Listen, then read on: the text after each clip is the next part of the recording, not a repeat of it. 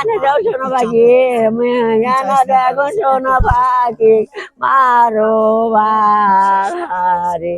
দুপুরবেলা 2টার দিকে কথা হয়েছিল, হওয়ার পরে কথাবার্তা বলছিল যে কি করি না করি, খাইছি কিনা।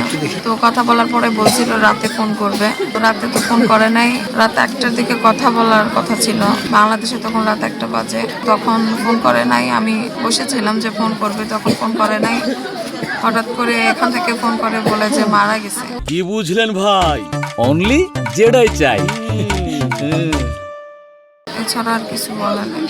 আর বাবা করে যায় হাতে হালারে ও বাবা মুখানা শোনাকে না আনে যাও বাবা আমি করলে গান ঠান্ডা করো